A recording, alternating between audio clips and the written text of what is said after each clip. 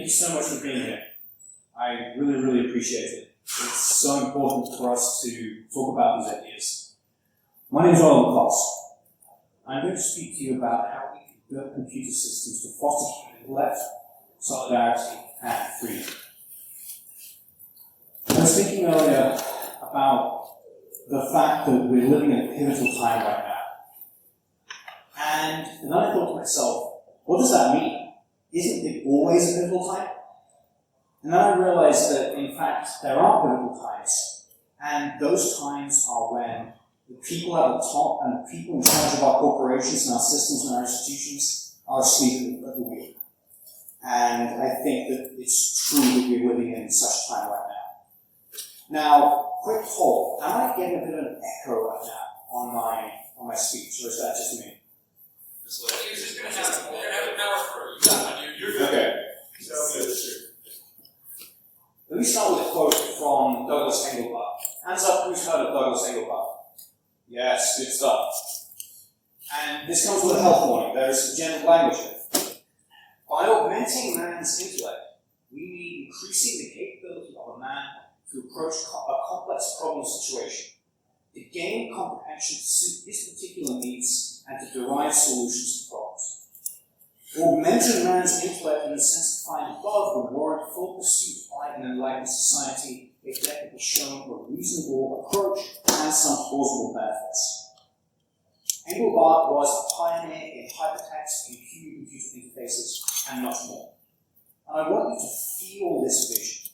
He's thinking about increasing the power of our intellects and the power of us to work ideas and to build solutions. And I kept the census language in here because it reminds you when he said this in 1962. Now, by the 70s, the vision had declined significantly. On screen here is a Xerox Alto. Hands up, who's seen one of these machines before? Okay, good stuff. Let me tell you a story. Second hand. Jerome Lemire, the virtual reality pioneer and philosopher of computing, was visiting Park. They were showing him around, and they said, "Mr. Lemire, we'd like to show you a new feature we can invent. It's called copy and paste. You can select this text, copy it, and paste it somewhere else." And he said, "Guys, what are you doing? You've got these great workstations, they're networked. Why don't you have a facility that allows you to have text in one place, with a reference to that text from another place, some functions, so you can see the backstory?" And they ushered him to one side, in a kind of annoyed way, and said, "Mr. Lemire, did you see the sign when you drove up? We are the Xerox Palo Alto Research Center. We are a copier company." Now this, in my view, was the moment we realized that the vision of augmenting human intellect had been severely damaged. This was when computing became about secretarial tasks, pushing paper, and bureaucracy, instead of connecting ideas and structuring information. And it's got even worse since then. It's now about manipulation, about distraction, and worse. I therefore issue you the following invitation. Let's work together to build computer information systems that actually empower the human intellect and the community of intellects. Now, when I say augmenting the human intellect, what is known as artificial intelligence and large language models might come to mind. Large language models are, this might be redundant, but I promised myself I'd put this in here. Large language models are machine learning models designed to work with human languages. Top examples, ChatGPT, or Gemini, etc. And we're going to learn about those in the next talk. Where do these systems fit into the mission of augmenting human intellect, and how should we respond? I'm Oliver Cox. I write software in common Lisp and C, and work to build computer systems shaped like human feet, which work together and protect our rights. I love photography, I love music, and hang out with you guys. What am I going to talk about? First, I'm going to establish why we need alternatives to large language models. Then I'm going to talk briefly about Ted Nelson's dream of hypertext and why we keep that dream Then I'm going to tell you about the thinking behind and the requirements for my solution that I'm putting forward, COIS. I'm then going to show you COIS. I'm going to show you how we can use it to compare and contrast some information, explore information, and synthesize analogies from this information. And then I'm going to give you a vision for how we can found the third era of technology in a way that is more humane and that respects our rights in a much better way than the second and first eras of technology. So let's consider the dream. Here's why I think we need alternatives to large language models. We start with the premise. Generally speaking, large language model companies don't build solutions. They don't build databases, they don't build protocols, they don't build algorithms. They apply immense computing power to learn from humans and then sell that solution. You might have had the following experience. Your boss comes to you and says, you should use AI. It will help you do your work faster. You can use it to come up with ideas to aggregate information. You may even see somebody doing this and get results. How should we respond in this situation? Let me tell you how I respond. There are three main issues with, there are many issues with large language models. Let me tell you about three that pertain directly to the solution that I have created as one platform. The first is that that large language models are extractive, and the companies that run them are extractive today. As currently run today, by the people currently running them, they are extractive. We have these guys at the bottom, the precariat, designers, translators, etc. These people have their data aggregated in order to deliver a marginal benefit to people in the middle, the white-collar workers, the coders, some other designers and translators of people. These people in the middle get a marginal benefit, and then the people at the top get an absurdly large benefit. And now, don't confuse this with normal social inequality. Whether you disagree or agree with social inequality, this isn't like Burger King, with the executives at the top getting bajillions and the people at the bottom getting $50 an hour. The people at the bottom are having their data extracted from, with permission, without permission, with dubious permission, and, according to a legal judgment last year, has been downright stolen from. This is deeply problematic. Second problem. A large language model might claim to explain why it did something or why it said something. You can never know why. These models are black boxes. There's no bits on the disk that you can look at. There's no database to query that will actually tell you why it said something. Big problem. Thirdly, most people interact with large language models today with natural language. Most people interact with large language models today with natural language. Natural languages and synthetic languages are all languages, obviously. But natural languages have two things that synthetic languages don't have or they don't have much of. One, natural languages are inherently culturally specific. And therefore the models take that on and the interfaces take that on, which is alienating for people of other cultures. Secondly, the output is in natural language. Compare, for instance, TCP protocol. I can just hook this thing up to the Wi-Fi here, but the protocol is so deterministic that the computer just knows what to do. Compare that to the interpretation, for instance, of one amendment to the US Constitution by the Supreme Court, which is continuously ongoing because natural language's interpretation of meaning is indeterminate. This is a big problem. We have spent decades working to build systems that connect people across borders between religions and cultures, and we're throwing that all away by building these systems that give us this natural language output, which is not interoperable, can't be connected.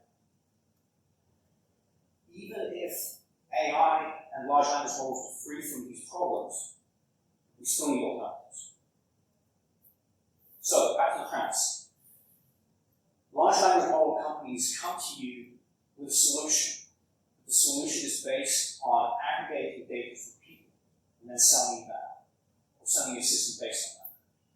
Why don't we use some part of that treasure, those billions of dollars, to build better apps? More fluid, subtle, adaptable, to help people do better work. Why don't we actually augment the human?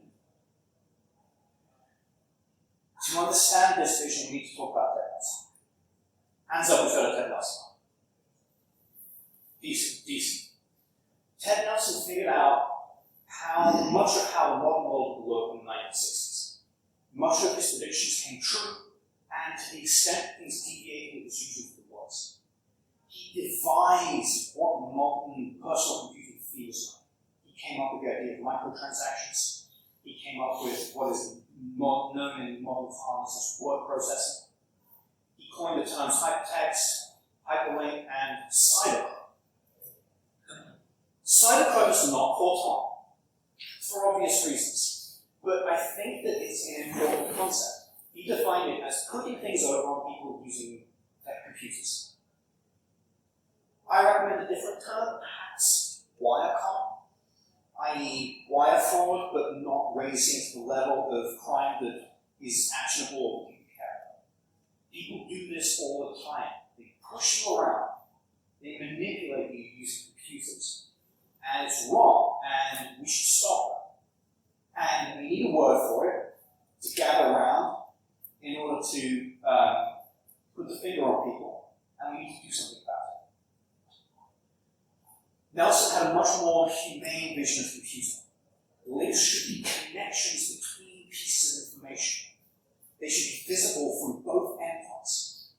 It should be trivially easy to combine pieces of information together. PDF, email, doc, these things should be interoperable and interrelated. And finally, Nelson said you should be able to access any piece of information that you have the right to access, the human right to access, but you should pay what you owe. And that we should have well-maintained facilities to pay for a piece of material, aka microtransactions. Choose wisely. Large language model companies focus value from we the people to the top. They aggregate the data in a way that traps it, that prevents us from inspecting why the models make the decisions. And they make it hard for us to work together as people. Can you give an example of that, please? Do you mind if I take questions at the end? Okay. I apologize. Yeah, that's fine. Yeah, good point. Nelson proposed a vision of a community of equals, collaborating to build an interoperable information system based on human solidarity. So I say, choose wisely.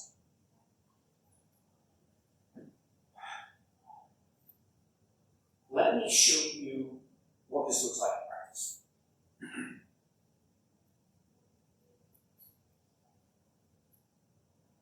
Excuse me.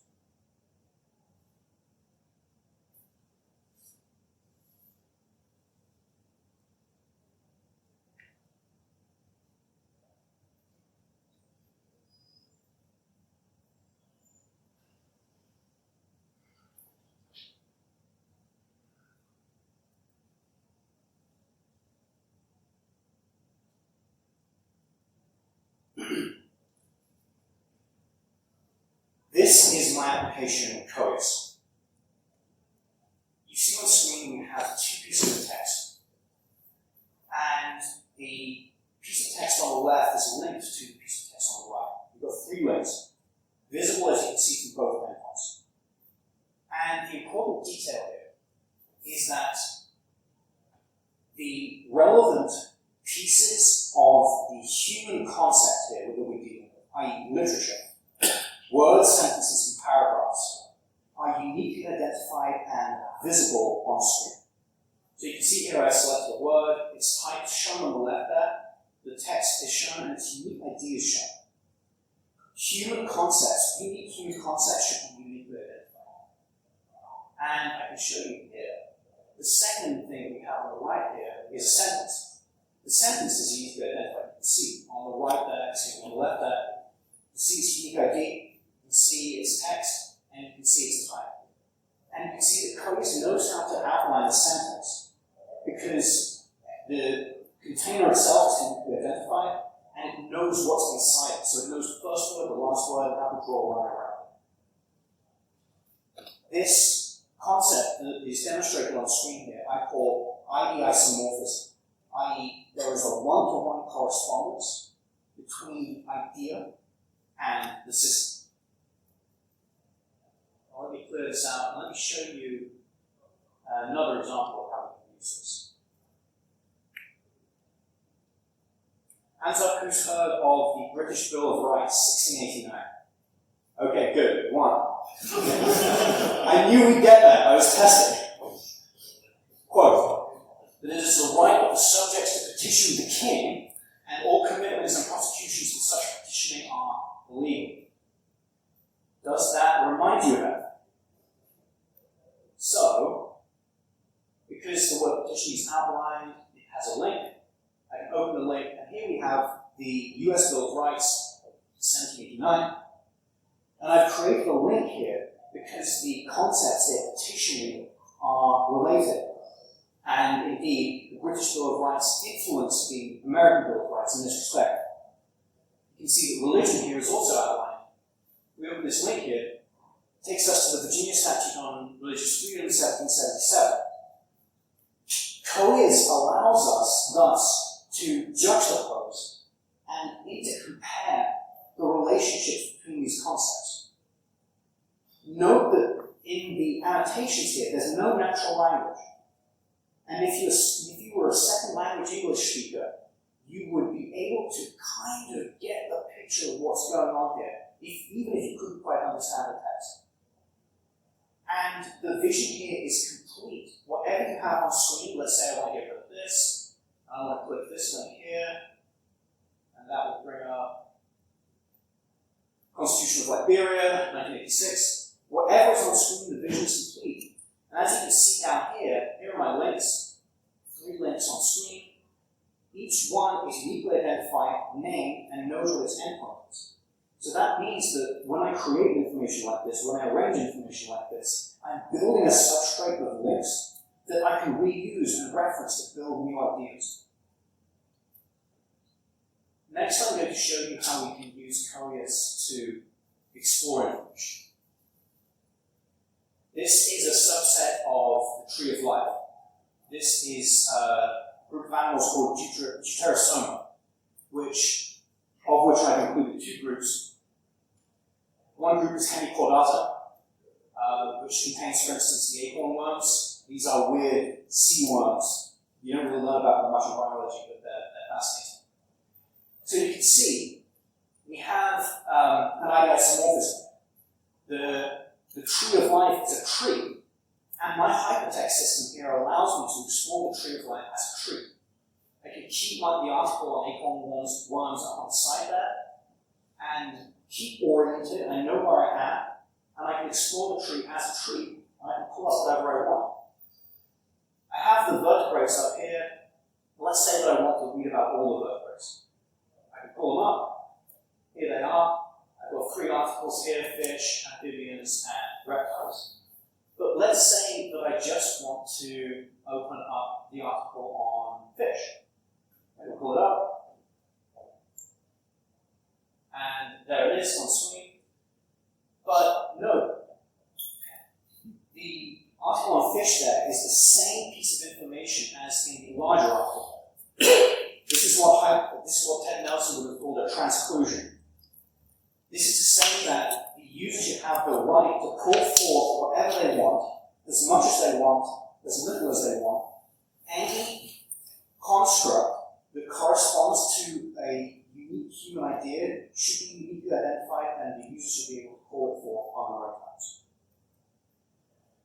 Finally, let me show you some synthesis.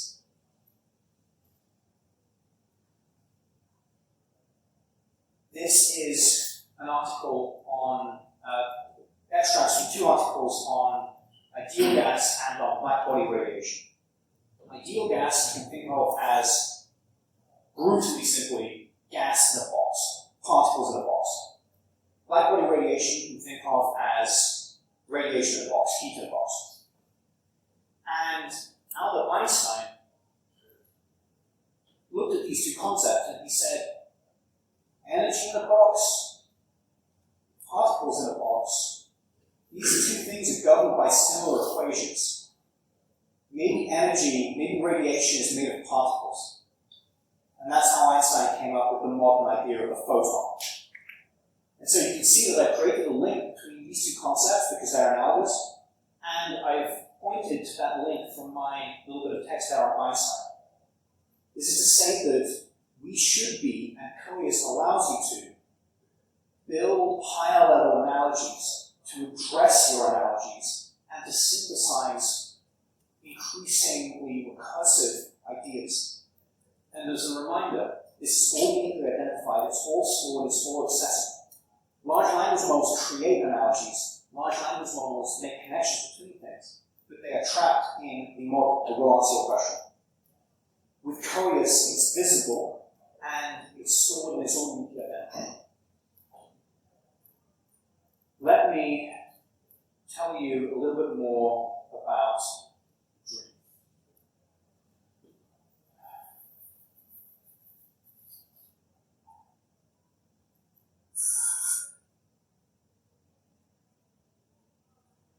I think that there are three eras of computer interfaces. Computer-shaped era, the thin-shaped era, and the thought-shaped era. Computer-shaped era was characterized by terminals, punch cards, tape.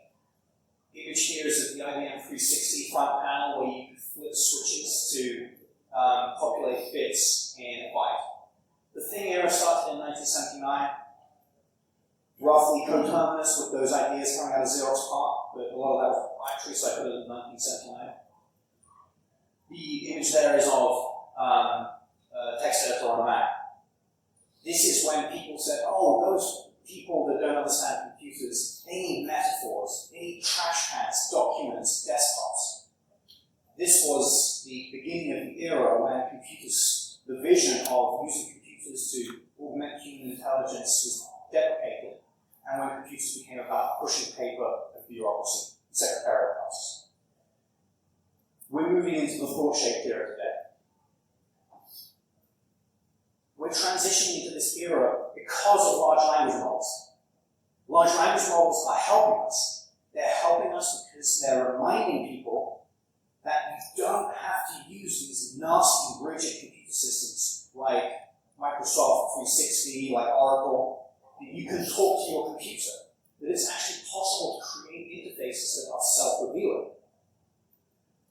But the only reason why we think we need large language models, why we think we need a model to go on my server and read all my documents and summarize it to me, which is an absurd proposition. The only reason why we think we need this is because we made such a bad job of the second era.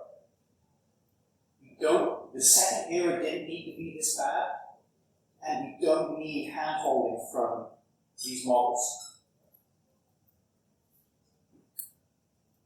I say again, choose wisely. We got the second era dead wrong. It should have been about ideas, and it ended up being about thoughts. And I ask the question, in the next era of computing, thought-shaped era, do we want a computer world characterized by quick hits of information that are easy to understand, but impossible to combine together, to work together, that build barriers between people, where information is centralized by a tiny number of super corporations that are run by really bad people, in which data is ubiquitous, but nobody will let you look at the bits on the disk?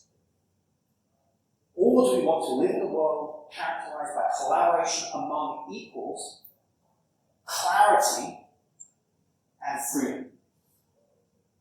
And if we mess up this era, if we get it wrong again, and if people like me stay in the minority, let's at least keep the dream alive. Let's keep Ted Nelson's dream alive. Let's keep Douglas Engelbart's dream alive. And keep the idea that we should have alternatives alive.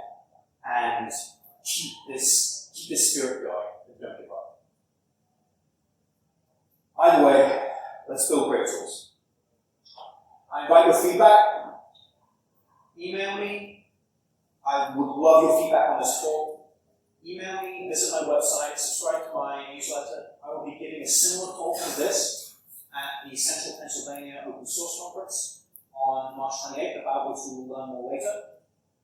And I invite questions. I really, really appreciate you coming and listening to me.